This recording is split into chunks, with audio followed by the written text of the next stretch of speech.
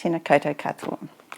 Ko tainu te waka tararua te maunga o taki te awa Ngāti Raukawa te iwi. Nai te horu rawa ko Ngāti Kora ki ngā hapu, ko Raukawa te marae, ko Joy Te Wiata tuku ingoa. Nō reira, tēnā koutou, tēnā tātou katoa. I think the best place to start with that is to think about colonisation, because any kind of violence in terms of Maori thinking comes from the erosion of our own values and our own worldview. And that's happened over, we know that's happened over lots of generations now. And so when we talk about sexual violence and sexual assault, I think we're needing to look at how did we live originally compared to what's happening now. And so if we're talking about colonisation, and we also need to have a conversation about violation and what is it a violation of. And for Māori, sexual violence and sexual assault is about a violation of mana and tapu, and a violation of whare tangata and of whakapapa. So there's a lot of values and understandings that go within those concepts. In terms of the violation of mana and tapu, I also mentioned the whare tangata. So we're talking about a sacred area here for Māori. So we're not just talking about the physical, although that's critically important, and the psychological, which is critically important. But there's an area of spirituality that is critical for the well-being of Māori, and it may be for other cultures as well, but for my own people and the feedback that I've had from other people talking about this topic, it's critically important for well-being. So when sexual violence occurs and there's been a breach of mana and tapu, what that starts to create for the people who have been harmed and for the people who have been doing the harming. Now, I think that's a really important point for us to be making, that not only does it harm and violate and diminish the mana and the tapu of the person who has been assaulted, but the person who's doing the harming, the same thing is happening to their mana and their tapu. So And when you have that violence happening within a whānau context, you've then got all of this sense of well-being has been eroded away because there's this conflict in the middle of it. And in order to bring back some sort of restoration, if you like, you need to have those understandings, because restoring the whānau again is going to be critical to the well-being, both of the person who's being harmed and of the person who's done that harming. When we talk about the whare tangata, and for some people may not understand necessarily what that is, and it's translated in English as the womb, but for Maori we're talking about the houses of humanity. So it then becomes huge because it's the whare tangata where it's the place where the tupuna have come from, it's the place where our future comes from, it's the place where our knowledge is nurtured. So when there's been a violation of that, you get there's no wonder that we end up with this disconnection, this erosion from our values. So I don't know if that's in depth, but it's certainly just scratching the surface, I think, of some of the impacts for Māori. There are a few stories that I've heard of where sexual violence has been dealt with, and I haven't heard of a lot of stories because my understanding is that it didn't occur a great deal because of the huge response to it, if you like.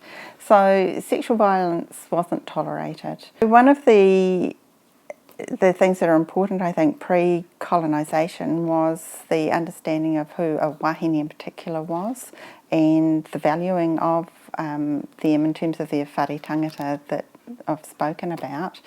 And so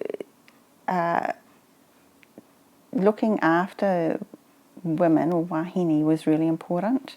and the value of children. You know, when colonisation occurred, we lost our language. That was one of the huge impacts of colonisation.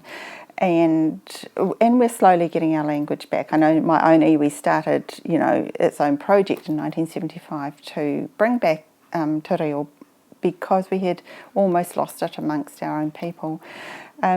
But in the translation, we end up with some sort of approximation that loses the fullness of what our reo really means. And so in the context of valuing, I think about the word of tamariki, for example. You know, we just say, well, that means children, we've got to look after our children. Well, actually, tama ariki, you know, we're talking about the children or the sons of the ariki, you know, our guardians, our keepers, our spiritual guardians. So that was the value that was put on the lives of children. So to sexually abuse them there was no question that it was a huge violation, and it wasn't tolerated. So I think that's what we need to do, is compare back to what was before, and our kaumātua all have bits of that knowledge that they can offer us. But so often sexual abuse, and particularly for Māori, is compared to what's happening with other groups of people, you know. And I know we do that ourselves, because the rates have been quite high amongst Māori as victims, survivors. But I think it's more useful in terms of finding a way forward to see what existed before and what is possible going forward.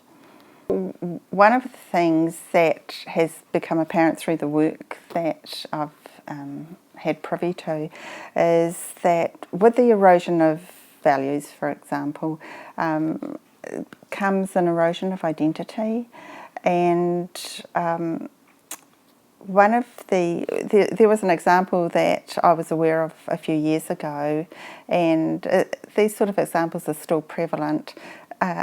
There's things about our culture are often questioned, and one of these examples was where sleeping on a marae was being framed up as being making Māori vulnerable to sexual abuse because of a communal living. Now, and that was splashed across the newspapers. Now, that kind of discussion really creates a sense for some Māori that our practices aren't as good as or as safe as practices that come from a different worldview, which is usually a Western worldview. And so those sort of dominant discourses, if you like, or ideas become prevalent, and some of our people have internalised those ideas and have believed them intrinsically about who they are. As Māori, that isn't okay, that isn't good enough, and to be safer and to be better, they need to be something else. So I think that's got a direct connection too when it comes to sexual violence. So sometimes looking for help, you know, intellectual ideas are framed up. If they're intellectual from a Western worldview, then they're likely to be more effective. So those are some of the things that for Māori, when they're seeking help, are contending with. When people have spoken out about their sexual abuse, it's been devastating for whānau, because in many ways what it has tended to do is the whole of the whānau has been judged because the abuse has occurred. And I've done quite a lot of work with people who have created harm, and the whānau are seen as being complicit in the harm occurring. And so if there is a victim within the whānau, it can be very hard for them to speak out, one because of bringing some of that around their whānau, that sense of shame around their whānau, and that sense of judgment. So that can be really difficult for them to do that. And then sometimes the whānau so working so hard to maintain a sense of pride for the whānau that they have at times encouraged the victim not to do anything about getting help. And Yeah, so I think it kind of cuts both ways, really. I think firstly to have some real awareness of the cultural differences, and one of the things I think has come through that's been really important is that whether or not a Maori person is asking for any particular Maori help, if you like, it's not really relevant to the process, but what's more relevant is that people are made available who understand things Māori, so that they can actually work with them to start from the first moment they speak out, start working on the ideas of reconnection to who they are. You know, we hear reports back of where people are kept separate from their whānau, they don't know who to speak to, they're offered what generic services that might be available right at the time of the interview, but they feel quite bewildered, and very often what they're needing is someone who understands what it is to awhi them, to do a karakia with them. And they might say to you, oh, I don't do karakia very often, and if you say to them, well, do you mind if I do a karakia, you know, and being in those situations myself, every time I've done that, Māori people have responded to that and have said afterwards how much they've appreciated that. Also in those beginning times where they're being asked to explain everything that highly intimate that's occurred to them. So the very basics of whakawhanaungatanga are really important, where you can connect together on the basis of where you come from and who stands with you. And you know, when I was talking about whakapapa in the beginning, that's those are some of the critical ideas. For Māori, we're not standing there alone, and to be able to talk to people and say, look, you know, this person is with you, and this nanny is standing alongside you, you know, so that you're creating a sense of safety about them, and bringing their words into the room, you know. So what would nanny have done? And you know, it's like, and often it's just nanny might have just held me and had a big tangi, you know. So it's like stepping outside of what the normal kind of interview processes would be, and I was going to say and be a bit more human, but it's that I was going to say it's that Maori touch, you know, just being there for the other person, and yeah, letting them be spiritual if they want to be. If they want to talk about what when it was happening, they heard their nanny say this to them, you know, that's not going to be framed up as though there's something that they've done, you know, that's mentally wrong with them, but that they're tapping into another side of themselves that helps them to, you know, remain stronger in their core. If we accept that abuse is the violation of mana and tapu, we are talking about something that's spiritual.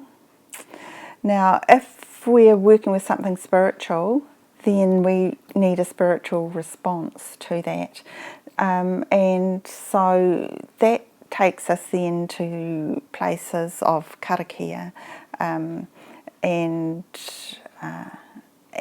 waiata, you know, like these, they're our cultural practices, but really they're our healing tools as well. I was talking to a kaumātua, and he said, you know, when people have been harmed in this way, from the very beginning, kaumātua need to be called in. So, and we're talking kaumātua or which is karaua or kuia. So when I say kaumātua, we're talking about male and female here. And he says, so it's not a question of whether they should be called in or not, but it's a question of who is this person in front of you, what is their understanding of spirituality, is it, and he called it religious in terms of the Christian ideas of spirituality. So is it religious or is it from the Maori world? And once you know that, then you bring the right people in to be able to be alongside the person that's been harmed. But it's not a question of whether or not you work with the dimensions of spirituality. That's a given. It's just how do you do that?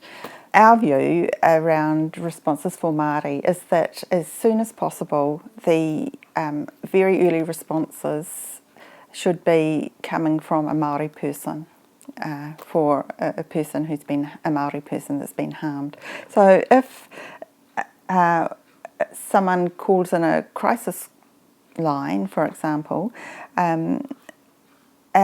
firstly our view is that ideally there would be Māori on those crisis lines as well as non-Māori. So that at the very first point of contact there's someone Māori that can respond.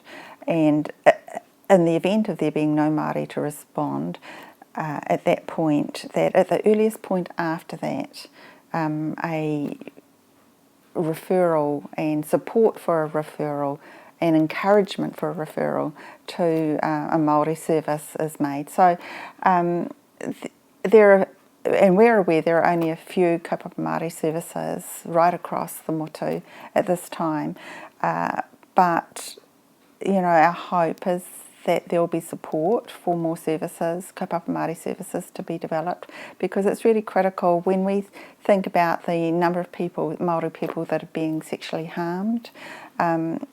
The lack of services is, scary is the word that comes to me, because I just think there are so many Māori people that need specific help. And so frontline services, first response, do what you can to contain it, you know, to hold the person in the moment, do everything that you know to do well, and do it well, being mindful that you're working with someone of another culture here, and then at the first opportunity, support them to be in contact with kaupapa Māori services who can take it from there. You know, we understand that there may, when sexual abuse occurs, and if it's within a whānau setting, then there may be a period of time where there are members of the whānau that the survivor doesn't want to spend some time with, and it wouldn't necessarily be safe for them to spend some time with. But ultimately, what we would be saying to non-Māori who are working with Māori is that the intention needs to always be there.